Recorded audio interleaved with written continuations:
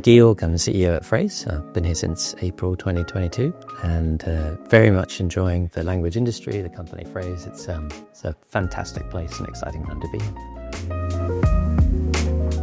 Hello and welcome to Localization today. My name is Eddie Arrieta, I'm the CEO here at MultiLingual magazine, and today I have the privilege to talk with Georg Ell, the CEO of Phrase. Georg, thank you so much and welcome. Thank you. And of course, you've come at a time of significant change for our industry, for the company.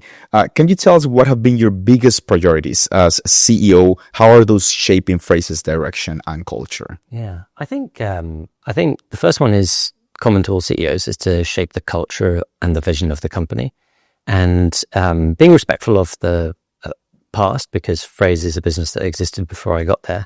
But also thinking very much about how we take it forward into the future. So we wanted to build a culture across the organization of like being very customer oriented, having high humility in our work, but also a lot of ambition and pride in our work, and ultimately being a good partner to the industry. So being a great partner to our customers, to our partners, whether those are LSPs or LSIs, or technology partners, and then of course to be a fantastic place to work. So culture and vision I think is really important. The second priority has been developing our platform vision and really building a platform company, which has lots of implications, again culture but also product and go to market. And then finally I think one of the things that the CEO does is set the tone inside a company, in every company. And I think it's fair to say that at Phrase we have a very strong drive for continuous improvement, whether that's self, team or company. And I think that's evident to everybody at Phrase and also to the people we work with. Thank you. And of course, as we've mentioned earlier, we are in a significant time of change. How do you approach leading through change, especially when balancing innovation, scale and customer trust? Yeah, I think it starts with being very transparent and being as transparent as you possibly can be. So, for example, I'm very transparent about our company strategy, about what kind of company we are, which is a technology business, what kind of company we are not, which is a services business, and the difference between those two and why we'll always be one and not the other. And it's interesting because people tell stories about you, like your competitors tell stories about you, and then you have to sort of correct the record and be very clear about what you do stand for. And I've been on record with that. I also am pretty open about our strategy because I don't believe that it can be easily copied. And I think it's healthier to be transparent about it to customers and prospective customers. And then they kind of know what direction you're going in. They can make decisions accordingly.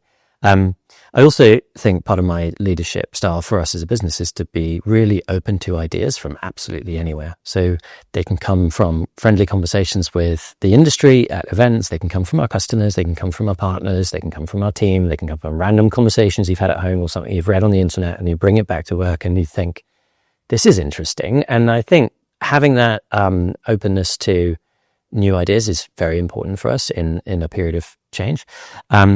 The customer orientation is key, and I think having, as I said earlier, that humility to understand the role that we play, which is important, but is not the be-all and end-all for customers, and actually collaborating well with others to bring the best solutions to customers. I think that's something that is very important for us. And look, the last thing might sound like a soft skill, but I think it's really important. It's being optimistic.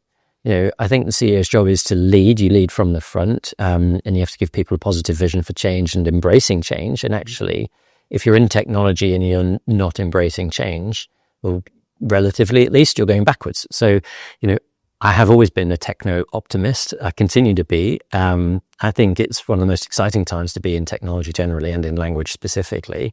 And so I think for us as a business, whether that's internally or externally, being positive, being optimistic, embracing change and actually manifesting, like driving the direction of the changes is really important, and not being swept along. And thank you. I think that's going to be really important for our audience to listen to. And of course, Phrase has undergone significant changes this year, including specifically expanded into multimedia capabilities. Could you tell us how does this reflect your strategic direction?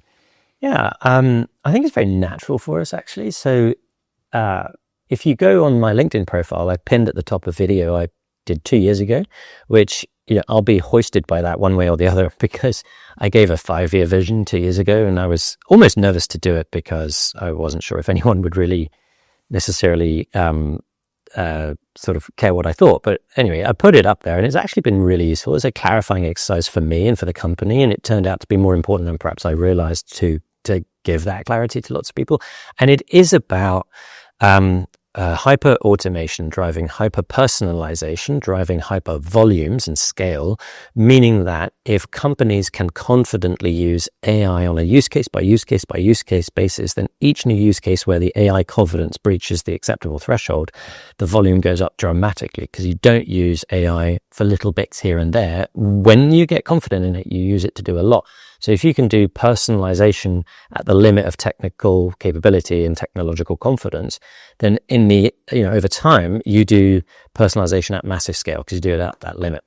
And so actually for us to move into multimodal was relatively natural, because it's part of an extension of this movement towards a kind of high scale, and even ephemeral, internet and content strategy. So by ephemeral, I mean that content can be personalized and streamed to the user, and may then not exist after that. It may never exist again in that format. So it might be that you get a version of a piece of content which you consume and then disappears, and it doesn't exist after that for you or anyone else. And the next time you or anyone else goes to that location, the next piece of content is streamed. So that sort of infinite content, infinite world of work, I'll probably return to that theme, and ephemeral content, I think, is key. And I'm toying with this idea of calling it multidimensional content, because we've gone from multilingual to multimodal, and then when you have this new dimension of time that's much more active than in the past, then you might call that something else. And so maybe it's multidimensional, when it's actually, what kind of content, what is it? Multilingual? Is it multimodal? And how many times per hour are you interacting with it, right? So it's more complex, which is really exciting. And thank you for sharing that. Multidimensional, that's a concept we might want to continue exploring here. Multilingual as well. Of course, as you came in as a CEO, and as you are sharing these thoughts and these innovations with the clients, that they are giving you feedback. What has been the responses so far? So it's interesting. I think I talked a moment ago about my own insecurity about putting that video out, and I was probably a year into my role here. I would be much less insecure about putting that video out today, because, I know the space much better. I spent now 3 years in it, and speaking to lots and lots and lots of clients, and up on stages and panels and getting reactions. And, and so the feedback from customers is overwhelmingly positive, like for this vision, right? People, and not just customers, I've spoken to hyperscalers and content companies, content management companies. Like, there is a broad acceptance, I think, that the internet is going in this hyper automation, hyper personalization, hyper scale direction. The question, I think, is how far and how fast, and who wants to go first, and leaders and laggards. I think partners and customers all change at different rates, and ultimately at Phrase we respect that. And I think we have a unique offering because of the breadth of our platform that actually allows people to find a home in it at different places. So we've got these bleeding edge AI capabilities around adapting content even in a single language to different audiences, and doing that very rapidly, or doing very low latency adaptation and localization. And of course we've got the kind of more we cater to the more, the less bleeding edge enterprise, or the less bleeding edge LSP, and everything in between. And then, curiously, we're also starting to see new types of partners enter the space, content agencies, right? And how can we support them? And so we're learning on that front too, which is great fun. And of course, there is a huge conversation that we see in Multilingual, as we also talk to those that purchase or acquire services or acquire technologies to orchestrate their content.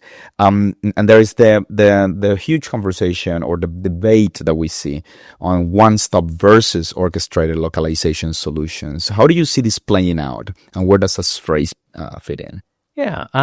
So it's interesting, because when Slater did their LSI versus LTP thing, I stood at the back of the room cheering, and people wondered, who's that guy?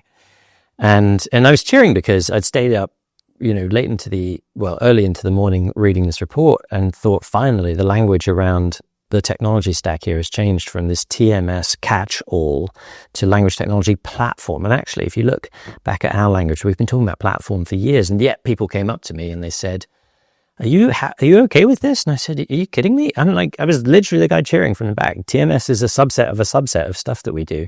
And yet, language is kind of sticky. So it's interesting when you phrase that question in terms of one-stop shop versus kind of orchestrated solutions.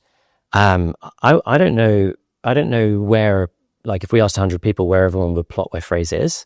So let me be really clear. We released Phrase Orchestrator in early 2023.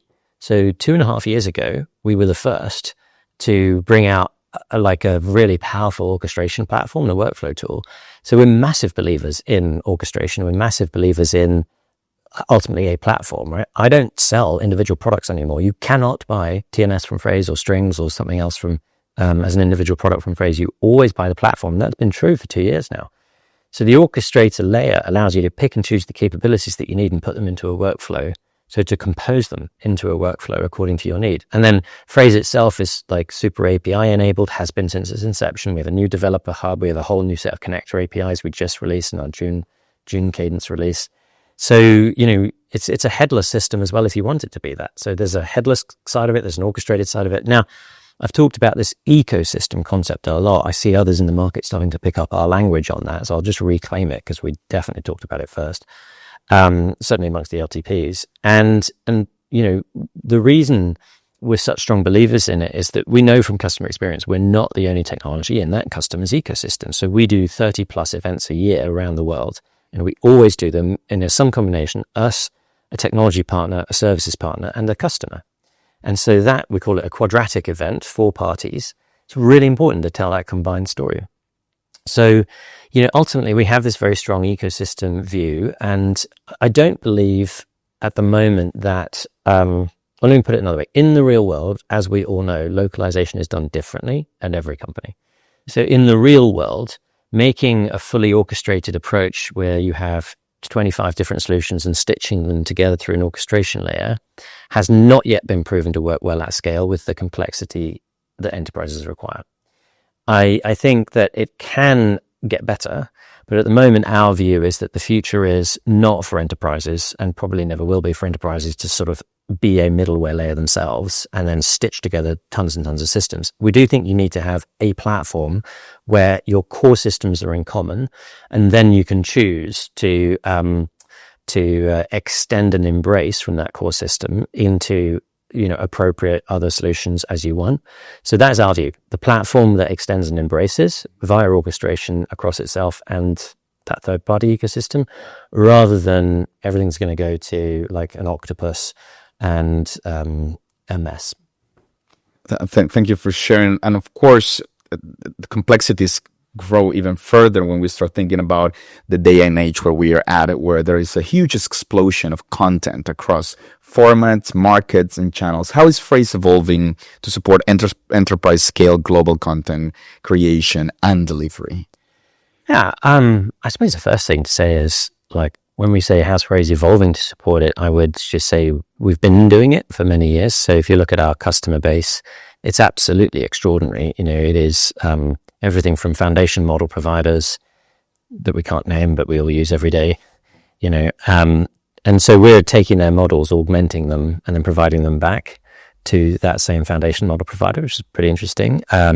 Same for major MT providers like DeepL. We've recently done some webinars together with DeepL, and they've also written a blog that we didn't know about, and we read it and thought it was great, about how DeepL accesses DeepL through Phrase, and then actually connects it with Zendesk as well for help desk translation. Then we work with like many West Coast based technology businesses. We also, and they're very large and the use cases are very large. We work with e-commerce and retail, but we also work with manufacturing. So we're working with a number of different automotive providers and manufacturing companies. These are not necessarily the most tech forward companies in every case. And yet they're moving away. And this is what's interesting. We're starting to see more and more people move, not just from a competitive solution to Phrase, but actually from never having localized before. or having done it on a homegrown solution for many years. And what I put that down to is that good enough is no longer good enough. So what people have struggled along with for a long time doesn't work when the ambition level has raised, as it has done now with the advent of AI, of course, and executives are expecting their companies and their teams to go multilingual at launch in all markets and not to be waiting days, weeks, months for this to take place. So I think the ambition level is definitely rising. So, in the product, of course, we have this platform approach with lots of components. We have the data layer, we have the API layer, we have our AI layer, critically our quality technologies, which we really lead the industry in.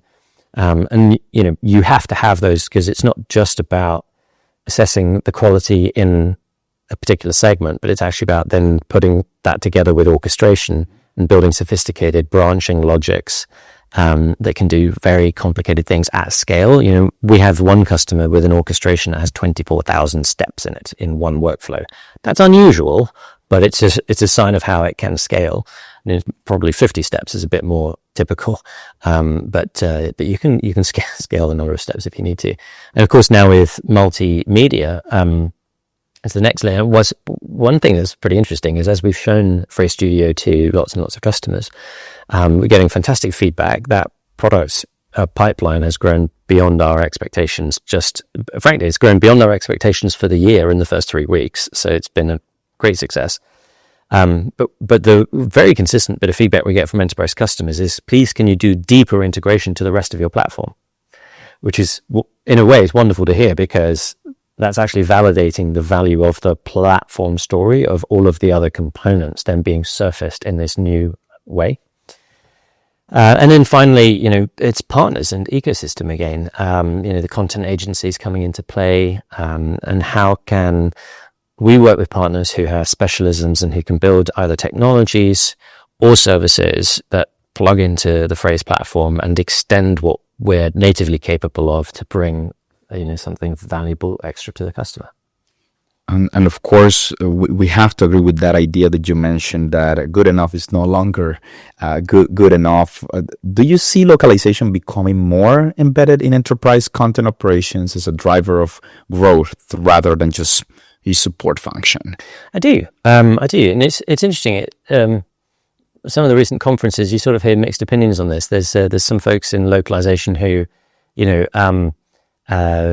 still feel very much like they are that support function. But I see lots of examples in our customers where they are becoming growth enablers, and the people running those teams are becoming more senior, and they are reporting to people who are more senior. So we have more VPs of localization reporting to more C-suite members. It could be CMO, CPO, Chief Operating Officer, and different customers I can think of. One thing that is changing is I think that the budget is shifting from the allocation between technology and services, and like all of the reports in this industry say that is a shift that is happening and is going to happen more over the years, and obviously Phrase will be a net beneficiary of that. We still think that there is a growing market here in which services companies can be very successful. Now, I need to continually be really clear about it. We see ourselves as enabling their success and being partners to them, not competing them into oblivion. There are technology companies in this space who see that as their role, and I have disagreed with the CEOs of those companies very strongly. Like, they want to disappear the LSPs. I want the LSPs to be very successful and to build together with Phrase. I have to be really clear about that. Thank you. So you talked slightly a bit about the changes on terminologies when you were at the Slater. A TMS today is not just a TMS. It's part of the ecosystem. We're talking to your CPO and with a holistic view of that. How is localization technology transforming, and what should today's enterprises expect from their language tech? Yeah, I think the Slater report was helpful in that it has really reframed the language that people use. Now, TMS was a shorthand, really. If you said to an enterprise customer, are you using a TMS? Yes. Are you using a workflow tool of some kind? Yes. Are you using MT? Yes. Are you using some sort of quality assessment? Yes. So they were kind of using all these things somewhere, in whatever stack they were using. But they were often just sort of waving a TMS sort of, or putting a TMS label on it all. But I didn't think it was particularly helpful because it still anchors people in like an older way of working and an older way of thinking. And actually the ambition level is much broader for language technology platforms. And they will enable different business models as well for the LSIs, because the TMS is ultimately a workflow productivity tool for people, whereas a language technology platform. So the ultimate goal of a TMS at some level is to make a person 5 or 10% more productive every year, right? Whereas an LTP is ultimately the goal is to make the enterprise 10,000% more productive. So, that's my objective. It's not about making a human somewhere 5 or 10% more productive here or there. It's about driving hyperautomation, hyperscale. So the question, I think, the answer to your question about what enterprises should expect is that they should expect LTPs to help them address their business goals. And their business goals are not, 5 or 10% productivity improvement here or there. They are, how do I personalize my message to 10,000 different personas, or a persona for every single customer I have? And how do I deliver real-time content to people at scale? Because what I want is conversion rates. I want engagement with my content. I want, basket completion. Those are the things I want. I want to be able to hire people in their native language in all the countries that I operate in, so I reduce my cost to hire. Like, that's what an LTP should deliver for an enterprise. Of course, in this whole conversation about technology, off the record, we're talking about humans and the ecosystem. What do you see that conversation, the human elements remaining central in localization? How do you see the expertise evolving alongside technology and AI? Yeah. So I think I did say earlier that I was a techno optimist. So obviously with that disclaimer, I still think it's just true that every technological leap has always led to people saying, well, this is the end of, humans doing that kind of work or that kind of work or that kind of work. And in the end, the question of whether or not humans are needed or all the work is going to be done by machines, I think actually depends on the nature of the work. So it's only true if there's actually a finite amount of work available to do. If you were tilling the fields, there are only so many fields, right? So if you're a human hand tilling the fields, at some point a machine can replace that work. Maybe with a new skill set, which is driving the machinery. And then at some point, and I was watching for the English viewers here, Clarkson's Farm recently, and he has a new GPS-enabled tractor where it drives in straight lines because he's not able to. And, so you see that automation creeps in, to sort of the final 0.111%, right? In the end, automation happens in these areas of finite work because there are only so many fields. But then what's your next layer of productivity? Well, maybe there are new ways to get more harvest out of that field. Can you have drought-resistant crops? Can you have disease-resistant crops? Can you have new ways of making the soil more fertile? I mean, I'm not like a farmer. I should stop the analogy there. But let me use a different one. I often talk about finite and infinite work in terms of lawyers, right? My wife's a lawyer. And I kid her sometimes that there are only so many revisions lawyers can make to a contract, no matter how they try.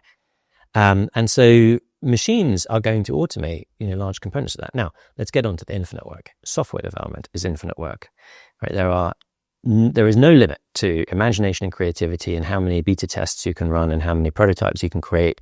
And the wonderful thing there is that now we're all developers using Replit and Lovable and other tools to actually create these extraordinary, interactive demonstrations, and then sort of handing it over to the real engineers to say, can you bring this to life? So there is infinite amount of work in that kind of creative space, and language sits it firmly in that space. If people sometimes say to me, well, who's going to consume all this content? Well, if it's ephemeral, we are, because it's not like if I produce a piece of content for you and then it disappears, then the next time it's streamed down to you again, that is a new piece of content, right? And so if you take all the website visits by all of the people to all of the websites, that is a huge proliferation of content relative to where we are today. So I don't worry so much about there not being enough work to do. So then it's about humans being augmented by machines to be able to do new kinds of work and be more productive and find new customers for our businesses that we didn't have before, and actually offer them new services that we didn't have before. So look, ultimately we have this phrase that unlocking language unlocks opportunity. And I think this is like a great kind of connection to the infinite work concept, actually. So if you unlock that language, then you have an infinite opportunity space that we should go after. Right, Georg. I have to admit that I have not watched your video. So after this, I'm gonna go ahead and watch it. But how do you see the localization and content tech landscape evolving over the next few years? And what role is Phrase gonna play in it? Yeah. I talked a bit earlier about different business models as well, and we were just touching on the role of humans. So, for example, I think that as machines get better, then the incremental quality concern on an incremental segment, will decrease, because we'll go from, confidence levels being 95%, 99%, 3 nines, 4 nines, 5 nines. And in the end, we'll be able to say, if we pick a segment out of a hat, we can be relatively confident that that segment is going to be high quality in terms of its translation. But of course, as we said earlier, when those confidence thresholds turn on those new AI-enabled use cases, then volumes go up dramatically. So small percentages of large volumes are still meaningfully large errors, and machines may produce content quickly, but they certainly propagate it very quickly as well. So I think there's a business model shift where the humans get involved in addressing these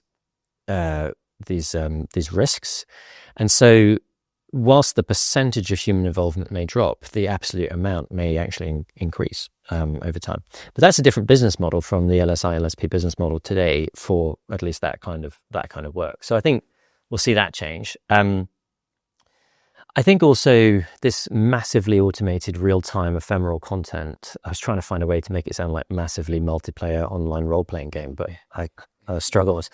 But yeah, massively automated real-time ephemeral content. I'm not sure that'll catch on as fast as multidimensional content. I think that is the future. So kind of scale, latency, adaptation, on the fly, very sophisticated quality, of course. Like we know in this industry, it's not black and white quality, but getting even more granular and getting that quality absolutely right. If you, what's a good example? I mean, take personal relationships, right? How easy I've made this joke before. I had a long distance relationship once. It struggled because it was all over email, because that was 20 years ago. And how easy is it to misread written communications right now? Thankfully, although that woman broke up with me, we got back together again 9 months later, and 20 years later, we have 3 kids and a dog and a house. So, it ends well.